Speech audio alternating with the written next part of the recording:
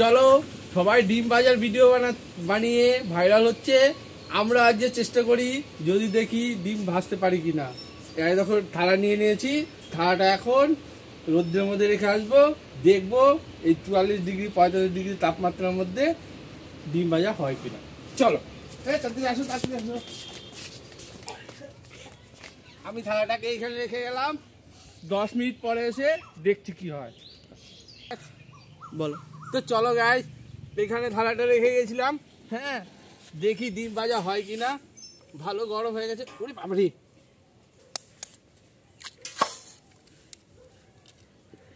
যা তেল দিতে ভুলে গেছি।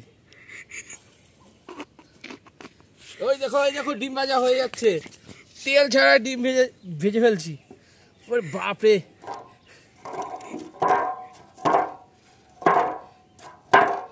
দেখো দেখো ডিম ভাজা হয়ে যাচ্ছে। দেখো ডিম ভাজা হয়ে যাচ্ছে। একটু নুন দিয়ে দিই।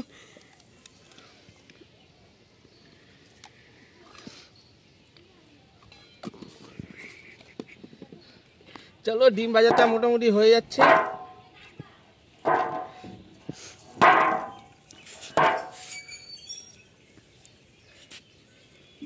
চলো দেখো, ডিম ভাজাটা মোটামুটি হয়ে এসছে, প্রায় খাওয়ার উপযুক্ত হয়ে গেছে। এইখানটায় দেখে যাও, ডিম ভাজা হয়ে গেছে।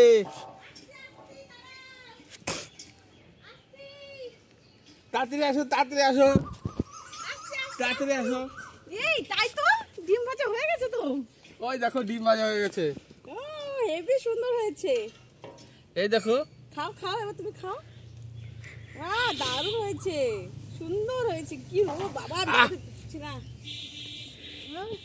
তো চলো, তোমরাও ট্রাই করবা।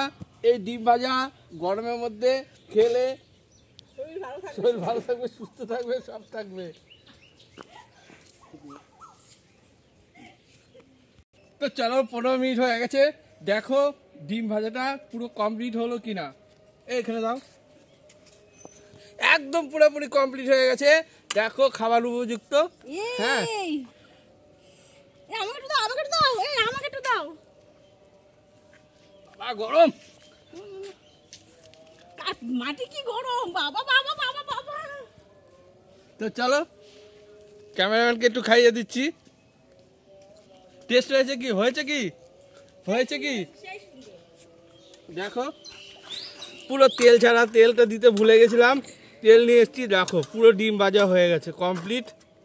দেখো দেখো দেখো, আমি একটু আরেকটু খাই, লোভ সামলাতে পারছি না। ও দারুণ, এই গরমে মানুষের দইতে ডিম কেন হবে না। দেখো, রোদে ডিম ভাজা খাওয়া হয়ে গেছে। দেখো তোমার দাদা ভাই আজকে ভিডিওটা বানিয়েছে, আমি আজকে নেই।